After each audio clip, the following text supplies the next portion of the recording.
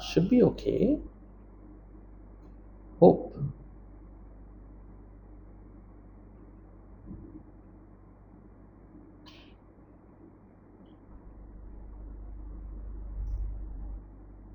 Okay, good.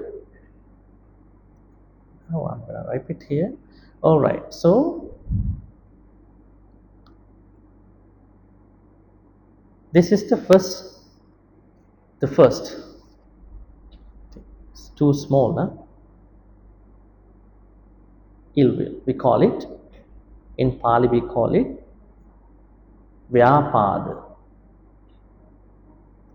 Vyapada, ill will. So this is the first thing that comes to our mind when we are angry about somebody. And then we have what we call Koda. Koda means anger.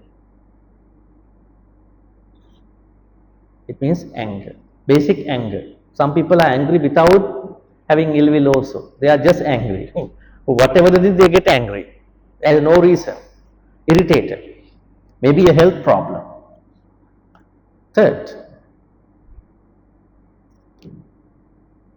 is, let's take here. Then we have Upanaha. Upanaha. What is this? Revenge. Revenge. I want to take revenge from somebody. In Pali we call Upanaha. Okay. So normally Koda may have Upanaha. What about this word? Patigha. Patigha means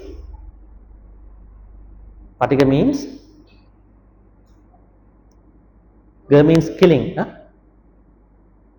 Patigha means aversion. Aversion. Now, all these versions are named by another Pali word.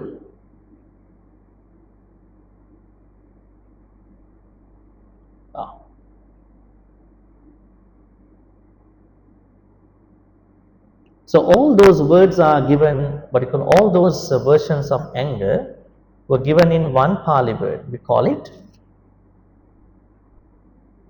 dosa, lobadosa. Dosa has lots of aspects, right? Dosa, hatred. Now, let's say somebody has hatred. How can we approach this issue out of these methods? The Buddha says, your influxes, now here defilements, when they form into defilements, they can be dealt with one of the 7 ways. That means there is no only one way to train your mind, train your thoughts. There are 7 ways to train your thoughts. What are they? First, you can see them and then you can give them up. Some akusalas, some kilesas, defilements can be overcome by seeing them. Some akusalas or kilesas can be overcome by being restrained, samvara. Some akusalas can be overcome by wisely using what we did today. When we were having lunch, we were reflecting upon the food, using. Some akusalas, kilesas can be overcome by patience, enduring. Some akusalas or kilesas can be overcome by avoiding those people.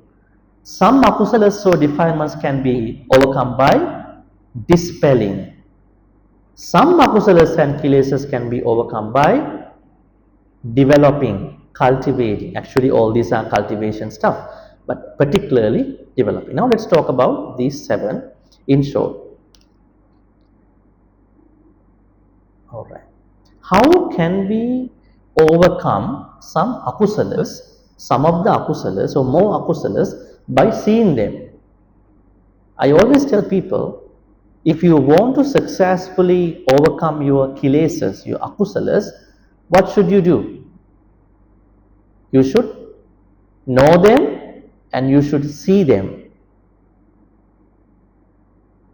You should know them and see them. That means we call it janati, janato, passato. Janato, passato.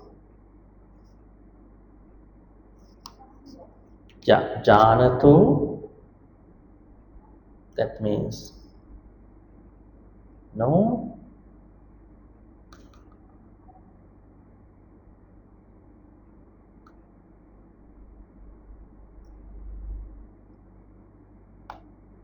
Then passato means see. Okay, what does it mean? When anger arises, you should know that it is anger, but is it enough? Is it enough for you to tackle that anger just because you know it? No, it is not enough. You should be able to see it in the real time. That is the first way. You can overcome many akusalas, many negative mental states by seeing how it arises. Are we normally, do we normally see them, or are we driven by them and then function according to what it says to us? When you are angry, do you see how it arose, how it stayed, or you merely, okay, you want to do something as a response to, as a reaction to that anger? Because we don't see them. We don't see how it actually arises. Now, where is your meditation at that point? It is in the temple, the shrine room. My meditation happens only in the shrine room. Maybe there's a small shrine room in my house. That is my meditation. That is such a ridiculous statement. Meditation is not in the temple. Meditation should not be in your house. Meditation should be a tool where you're going to use it whenever necessary. Whenever necessary. That is the true meditation. Those places, temples, retreat center, they are helping you. But the true meditation works whenever necessary, whenever you need to use it. Why most people cannot overcome their akusalas, I would say kilesas, is that they know it, but they don't see them. They don't see them how they are being formed. Right? Very interesting point. The Buddha says kilesas can be overcome, but by knowing at the same time, seeing them in real time. Now, when you want to see some statistics, do you go back to 1970s, or do you see a very updated statistic? What do you do? If you want to do a research about maybe population in a certain area, what do? Do you only go to 70s, 80s, 90s, or you just go to the recent data about it? Recent one. Then only you can know what is going on. What is going on here? In the same way, if you want to deal with your own akusalas, kilesas, you go back to 10 years back. At that time, I was a very cool, calm person. But now, no, something happens to me. Something going on. That means you have to do a reality check. That reality check here means you may know, I think most of you know, but most of you do not see in the real time. In the real time is very important. That is the first way of dealing with your kilesas. Next time, you can train your mind most of the time by seeing your kilesas in the real time. Number 2, you can be restrained so that you can overcome lots of kilesas. What is being restrained? Huh? Not avoid. Avoid is one thing. This is the fifth method. Being restrained means having some calmness with your sense faculties. Your eyes are calm, your your ears are calm, your nose is calm, your tongue is calm, your body is calm, your mind is calm. Because you know how to deal with the objects that come to your senses. But are our senses calm all the time? Or are they going through a huge fire? Are we getting burned? Even the fire brigades cannot extinguish this fire. It's a big fire. It is going everywhere. We are inflamed all the time. Why is it? Because we are not doing enough. We may do something. We are not enough to deal with these fires regarding our senses. How are our eyes get fired, get inflamed? Whenever you do not calm your eyes with whatever the things that are coming to your eyes, then your eyes are in fire. The same thing applies to your sounds, smell, taste. What about our tongue? Is our tongue in flame or is it very calmed? Whenever you see the food, oh, it's a huge flame. That's why the the akusalas are not only for the very rampant, very popular objects. They are also with some little stuff, even the food. That means we should be able to see them, right? Otherwise you might come up with lots of cravings about it. Huh? So that means if you can calm your senses, you can minimize lot of kilesas, lot of defilement, right? You need lots of calmness. Yeah, restraint means calmness in your sense faculties. Chakku, sota, gana, jivha, kaya, man. That is very important. Third one, I'm not reading all these ones because it takes time. If you want to read, you can read later on the blog. I just explained to you, maybe you may have some questions. Third method is sometimes some kilesas can only be overcome by reflecting. What is that? Now you wear a lot of clothing. Not now, normally in your life you wear clothing. You eat food. You have your shelter, your house. Then you are using medications. Do we have certain cravings attached to these four? Clothing, food, medications, and our house? Do we have some cravings? Do we have some defilements arising from these places? What about your clothes? Are you somebody who is very attached to your clothes? Huh? Maybe some branded stuff, right? It may be. So there are some certain cravings that come true as defilements to us. How about the food? Today what we did? Today, you remember, mindful eating. Let's go to that place.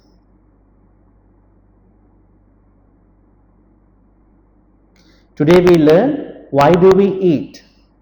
We eat only to survive. But can you do in your lay life? I don't recommend that. As you are a lay person, you should eat well. But time to time when you eat, think about why should I actually eat? Because it's a practice for the monastics.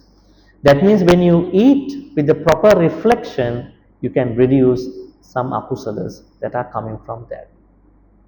Right? Sometimes you eat without knowing why I eat. That is why you eat now, and in 1 hour also you go eat. After also you go eat. You don't know why you eat. Just because you come up with the thought, I want to eat, open the fridge, eat something. Compulsive eating. But if you know this reflection, I eat just to survive, that's it. You have no more defilements for the food.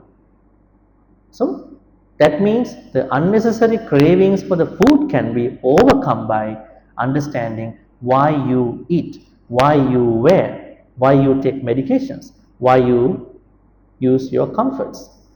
Right? There are no then akusalas, kilesas coming out of those food.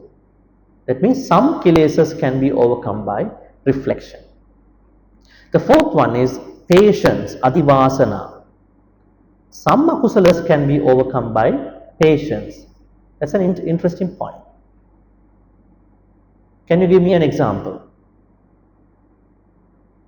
Now when you go to prisons, if you go one day, not in the bad way, if you hear what they say, the people prisoners say, if I had waited for another 1 minute, I could have been going through a very different life. For that 1 minute, maybe 1 second, I was very quick to respond to something. So I did that bad thing. Then I'm in the jail for lifetime. That means we need lots of patience.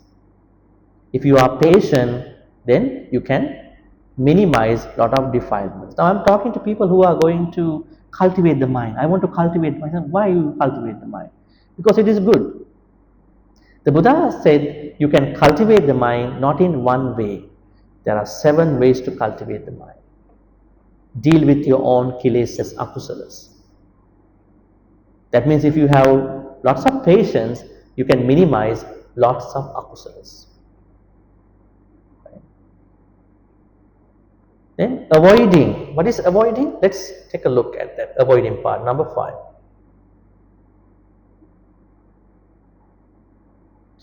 Take a bhikkhu who, reflecting properly, avoids a wild elephant, wild horse, wild ox, wild dog, a stump, thorny ground, a pit, cliff, a swamp, and a sword. What does it mean? This means sometimes we may have to avoid certain people, certain individuals, certain things. Because if we are going to be with them, we create more akusalas. Sometimes. But still we have to spread metta to them. But we have to walk away from them. You may have seen some toxic friendships, toxic relationships. Not even that. What about a stump, a thorny ground? You touch a thorny flower, thorny plant. What will happen to you immediately? It pricks in your hand. The pain. That means you have to avoid certain inanimate structures too, because the pain will give you dosa, hatred. So Buddha says, sometimes you will overcome your akusalas, kilesas by avoiding certain bad friends, certain things, certain animals, right? You are going to a certain area where there are a lot of wild elephants, wild animals. You have to avoid, because when you see them, you will have to react, and finally you will come up with lots of hatred, because you have hatred to defend you. The 6th one is dispelling. Dispelling means that, let's say, now this is the mental version of the previous one.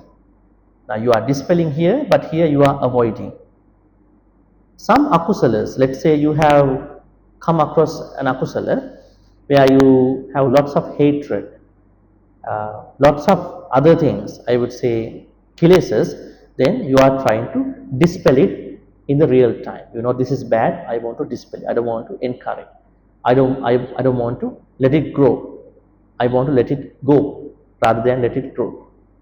So the 5th one is avoiding certain people, certain animals, certain places, but here dispelling even the thought of lobha, thought of dosa, thought of moha. Last one. Some akusalas, maybe most akusalas, can also be overcome by developing. What is developing? Now this is a good way of developing. You come to the temple for the retreat, you sit down, you cultivate the whole day. This is a developing, right? What are you developing at the end? Satta bojjhangas. You are removing 5 hindrances and then mounting your mind on Satta Bojjhanga. Do you chant Satta Bojjhanga here? Bojjhanga Sutta? What do you chant? 7 Bojjhangas. What are they? 7 things that we have to develop within us. Because we are going to overcome, remove 5 hindrances, Pancha Nivarana, and then develop these 7. You can see them here. And what are the defilements that should be given up by developing? It is when somebody, reflecting properly, develops the awakening factors of sati, mindfulness, dhamma vichaya, investigating of dhamma principles, then virya, energy, piti, rapture, passaddhi, tranquility, then samadhi, I would say concentration, immersion, and then upekkha, which rely on seclusion, fading away, and cessation, and ripen as learning. What do we learn here? Some akusalas can be overcome by developing. Okay. Finally, what we should understand here, There is no only one way to deal with akusalas. There are 7 ways to deal with akusalas. In summary, what we can say is that not each akusala can be handled in one way. Different akusalas, different kilesas must be dealt differently. Now, for example, you have a craving about your clothes. What should you do? You have to reflect about it. Why do I wear my clothes? But you go to the retreat and think about your clothes. It might not work out. Because at the moment of your wearing your clothes, why do I wear? Why do I eat now? Why do I stay in here? Why do I take medication? So you are reflecting upon why do I do? Why I am doing this thing so far? Because this particular purpose. That means certain akusalas, I would say different akusalas defilements must be dealt differently. That is the lesson. So the topic 7 techniques for removing defilements should be taken as that there is no one way to overcome our kilesa. There are 7 ways to work on. Thereby you are creating your cultivation practice of the kusala. Alright, questions?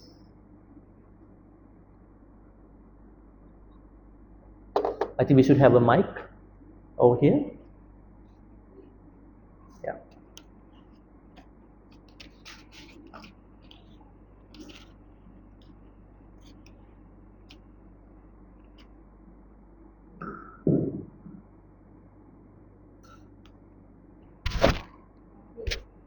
Can you take the mic? Yeah.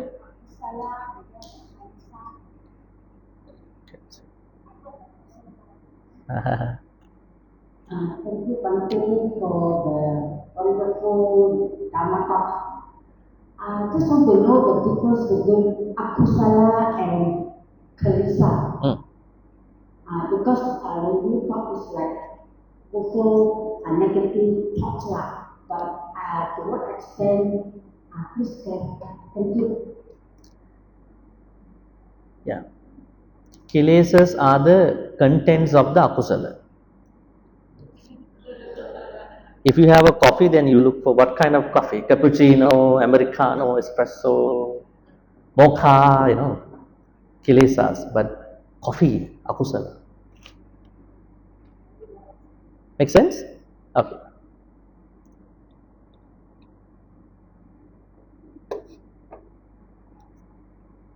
I think the problem is when people talk about it, they talk it as a synonymous way. They say akusala, asava, kilesa all together. We have to separate. That's why we need to learn some Pali. Otherwise, we are juggling with the English translations. In Pali, there is a very particular, unique translation, if you know Pali, for these things. Akusala is the main version of all the bad things. Inside Akusala is the kilesas, asavas, akusala moolas, upakkilesas. There are something called upakkilesa. UPA, you add UPA before kilesa.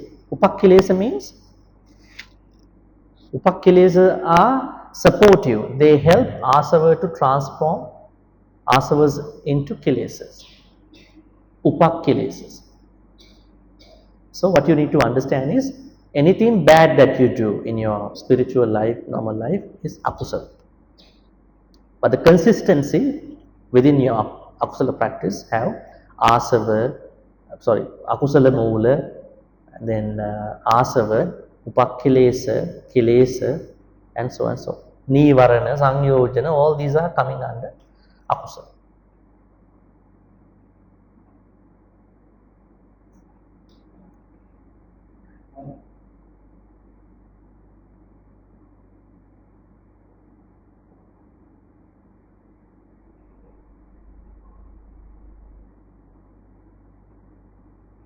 If you have any questions about this particular subject, I mean, this is very important because you all are coming here to cultivate kusala, not to cultivate akusala. You may cultivate akusala at home. You may have. Now, today you learn that I should not. You are not supposed to. Right? Maybe your natural automatic practice could be to cultivate akusala by default. Now, we have to make it by default. We have to make the kusala practice by default. And everything you go back The default combination is kusala. It is kusala. I have to transform my akusala into kusala. Let's talk about that thing after, just before we finish this, how to transform our akusala into kusala. But before that, any questions about this?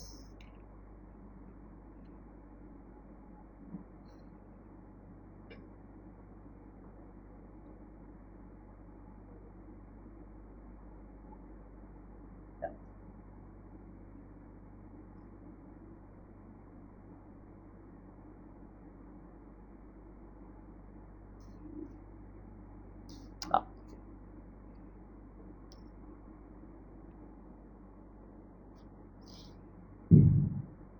yes. Restraint versus repression or suppression. Suppression, because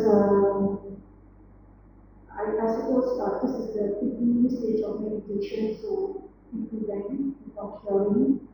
So at this stage we avoid apply our senses, right? So restraint here is refers to guiding our senses. But at what point does it become suppression? Because as we progress in meditation, we do not suppress, right? Because suppress is the other end of extreme of guiding. Yeah. And then the other one is when I first came across this content related to this into, I thought one technique is suitable for one type of kilesa, but this time I understand that one kilesa can actually be used. Multi-use. It can be. It can be. Also, it can be used for a certain particular akusala too. It depends. It can be used for a particular akusala. It can be used for a variety of akusala. Right? It's like a generic one or universal one. In technology, they have universal adapters, right? Suppression is a very good point. Now, there's one sutta I think called Dveda Vitakka Sutta. In this sutta, there is something that troubles us. The Buddha says, if somebody cannot take care of oneself, they can clench their teeth and do an effort. I'm not going to do it. I mean, that is suppression. But it's not the kind of situation framework we are talking here, because then you are creating lots of controlling towards you. You should never do any good kusala by controlling yourself. You should have a good understanding before you doing kusala. Because if you control yourself, it's going to be an artificial kusala. Now there are artificial kusala. Artificial kusala. Like I always tell that example, like if you even take sila, now if you see an infant, 3 months old infant, 3 months old infant does not kill, does not steal, does not sexually misbehave, doesn't know anything about it, does not lie, does not take intoxicants. So, what do you think? The infant has lots of sila, right? Better than you? What would you think?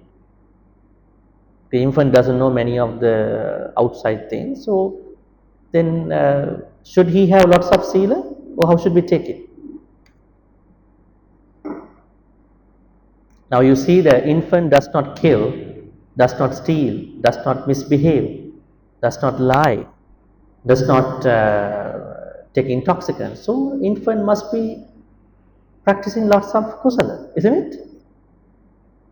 No, why?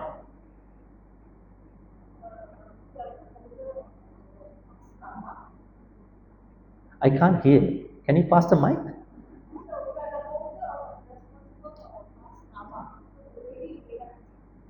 Yeah, better you say in the mic. Yeah.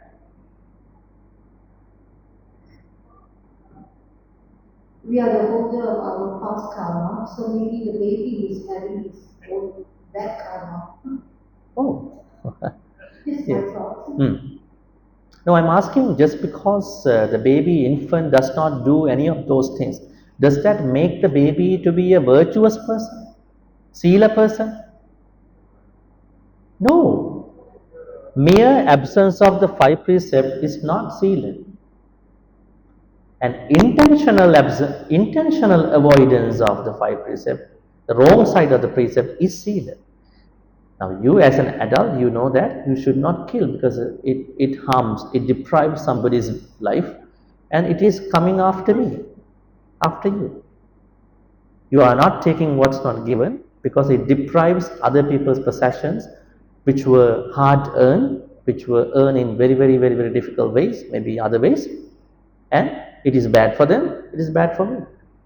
You are not sexually misbehaving because you know how precious is a committed relationship looks like. And your relationship will be broken one day, maybe next life. You will have a divorce. You scare about it. It is not good for you, not good for them. You are not lying because it will be misleading other people and it's bad for me. You are not taking intoxicants because it will do damage to other people. It will cloud your mind. If you do such, that is sila, an intentional avoidance, not unintentional avoidance. That is not sila. So then, suppression. How do we understand that? Now we don't suppress, we do it with an understanding. We do kusala with an understanding. We don't do akusala with an understanding.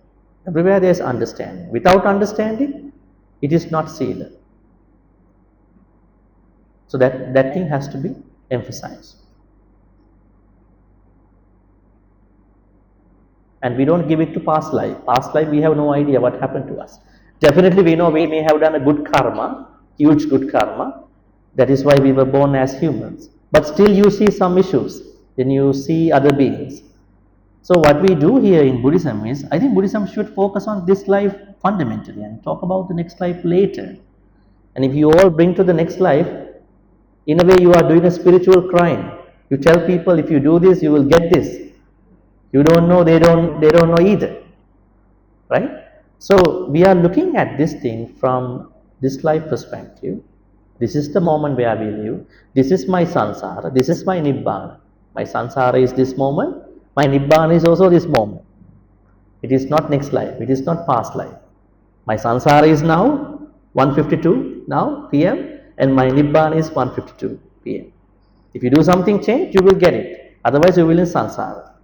If you cross the sansara now, you will become an arahant or a sotapanna. So the idea is that suppression is no good. We don't do good things by suppression. Just because my mom says, my father says, do good things, it will be an inspiration, but you have to come up with your own. Why should I do? I need to understand it and then to do it. That is what we are trying to do with the young people now. Huh? Just because you say, hey son, daughter, come to the temple, they won't come. Right? We have to encourage them in their own way. Hey, come up, and then come up with your own plan for the temple, own plan for the temple activity. Then they will do. Right? So, an intentional avoidance. That means you need that understanding. Any other questions?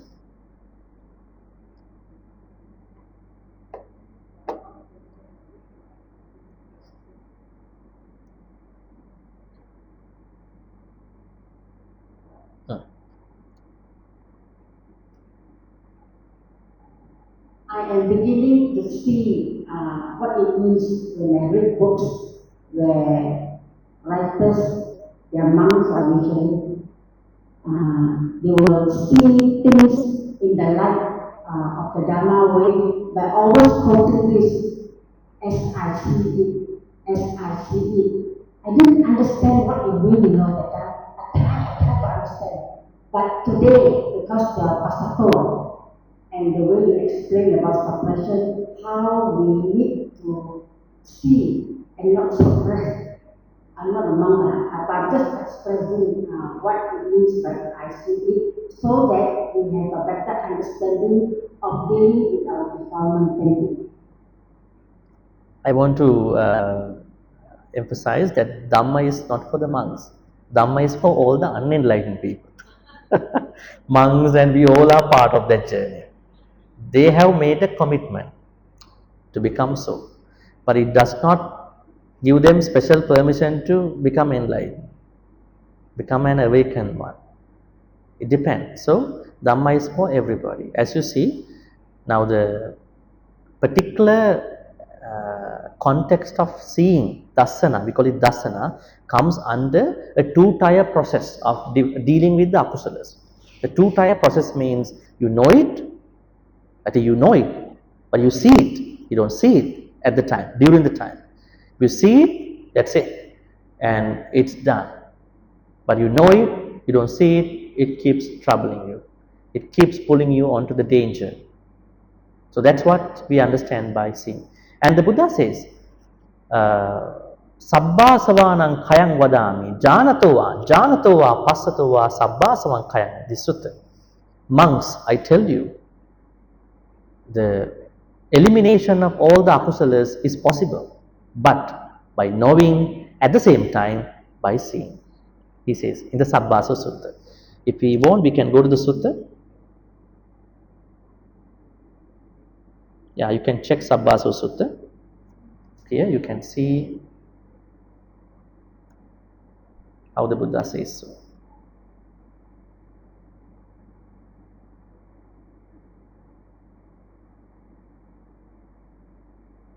Oh, we're going to see that.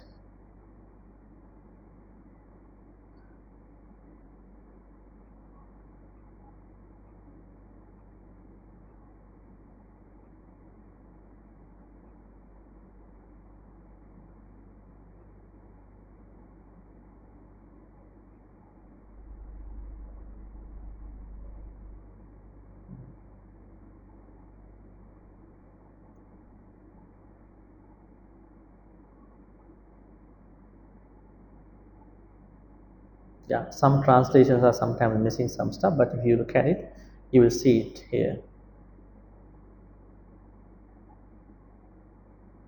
Let's go to the Pali.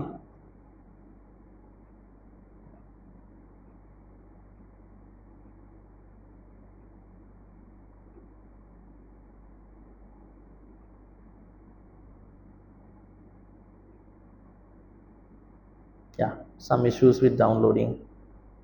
Yeah, so it is said, Sabba janatova passatova sabbāsavanang khayang vadami. Only by knowing and seeing at the same time, simultaneously, you can overcome all these akusalas in 7 ways. So that way sometimes could be a one-way approach, sometimes could be a multitasking approach to deal with that particular akusala.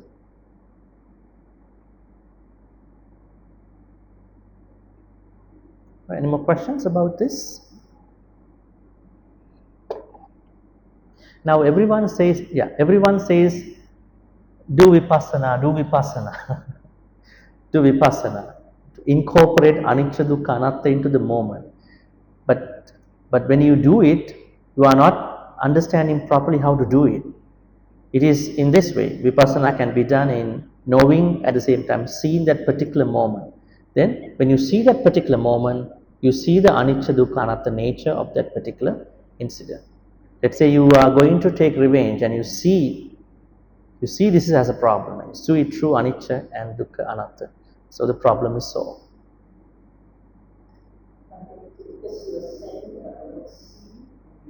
Mm. What I see, how to make a statement like this? What I see has no meaning. I put meaning to what I see. And the meaning that I put what I see depends on the belief system and the time experience. So, is that? That will happen when you take it from English language. When you take it from English translation, you will go to that kind of nature. But here, we look at primarily the Pali one. Pali 2 words, janato, passato, and looking at how to incorporate those two into an akusala moment. When you deal with an akusala moment, when you use know, that means you should have a prior knowledge of recognizing and accepting this akusala. The next question, knowing and perception. Knowing and perception. Perception. Perception is just that I thought that I knew, but actually it's just a perception. Because perception is something that is not permanent, it's not actually knowing by someone. So knowing is something like knowledge, but perception is something that has got a meaning to it. What do you know about perception in Pali? We call it sanya. Perception means sanya in Pali. Rupa, Vedana, Sanya, Sankhara, Vijnana. Perception in Pali under sanya means you make a note for the past, you make a note for the future. Like a carpenter is going to make a note on the peg, on a wood. They make a note for the later stuff. So perceptions are really troublesome to us, unless it could be a good perception, anicca sanya, anatta sanya, and so on and so forth. Don't worry, I can give you the note, the block, don't worry. Yeah, sit down, please. I'll give you the whole thing. It will not go away. You will get a copy of this. Yes, everything is here. So, to my understanding, is when you look at it from the English translation, you come up with bunch of verbs and bunch of functions. But what we understand by knowing here is that not that exact precise knowing in English. Knowing means another mechanism, that means being able to see that particular akusala moment through anicca dukkha anatta. You can't put it to English in that particular knowing. Now this seeing is knowing is an English philosophical word. If you see philosophy in English, classics, you see seeing is knowing. Knowing is seeing also. To them, but it's not, because here we're going to go by the janato passo. That means janato means you have a prior, let's say you have a prior understanding of akusala moments, lobha moment, dosa moment, and whatever the hybrid moments too. Then when the actual lobha arises, when the actual dosa or subordinate ancillary subsequent forms of akusala, I would say dosa, even you regret about something, it is a dosa also, because you don't like to accept that moment. It happened to you, you think that, oh, I should not have done it. Finally it goes back to the dosa, hatred. So now you know this background knowledge, that is knowing at this point. But when the actual akusala moment arises, you catch it up. You catch it up since that moment, because you are using anicca dukkha anatta process into that particular akusala moment knowledge. That is what we understand by knowing passato part. Now, actually passato, seeing, has to be understood without any non-virtuous parts. Now when you say sanya is mostly troubling thing to us. When you have sanya, we have sanya. If you don't have sanya, means you must die. Because rupa, vedana, sanya, sankhara, vijnana. But sanya can give us a very deluded version of life, because we always comparing with the subjective knowledge in the past or in the future. So what we see is that if you bring anicca dukkha anatta, you can't bring those deluded sanya, because it is definitely, you are trying to look at it. You are trying to look at it, that particular akusala moment, the structure of or the forming of that particular akusala moment. So let's see it from the Dhamma background with the Pali context, and then we will use the less harm English words. Because we are sometimes troubled by these English meanings, because we already know other meanings about those English terms, right? That is something that can happen to all of us, like enlightenment. How many translations, how many contexts do we have for enlightenment? So how do we understand enlightenment? We have to know the Pali context bit more. Then we will see, okay, this may be a harmless translation, but still carries some harm. Yes. Does it mean that it is necessary to learn Pali? Not necessarily. Maybe the simple context of Pali. Not learning as a language. Don't do that. You might not be able to do it. We have to accept that. Yeah, just learn some of the very important words.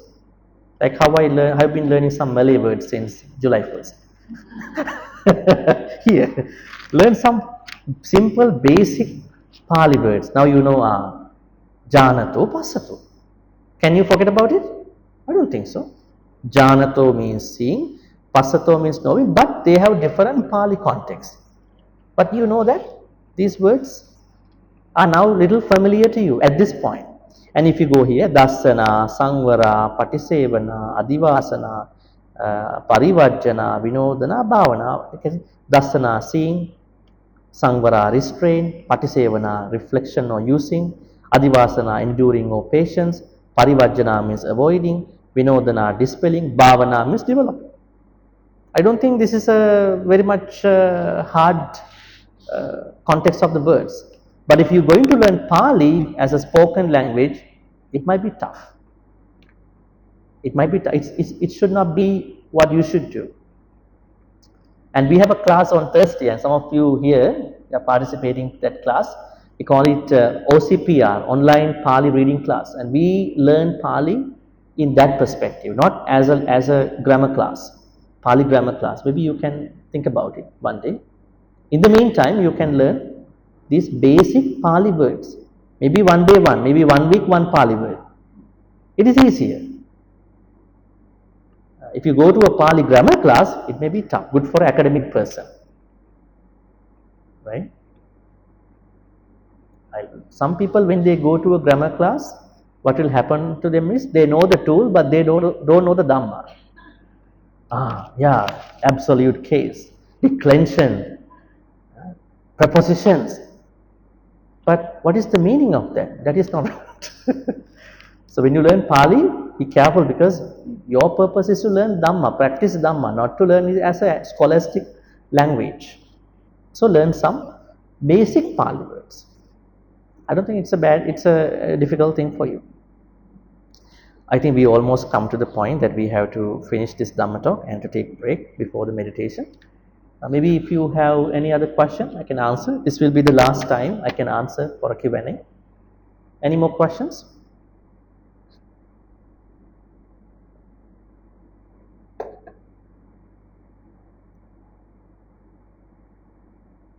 Okay, no question. So then let's say sadhu, sadhu, sadhu. Right now, according to our schedule, we are taking the break, afternoon break, till we can take 2:20. After that, we have the sitting meditation over here. Please be here by 2:20. Can have your break, have a tea or coffee outside, just walk around, come here for the sitting meditation, Anapanasati practice.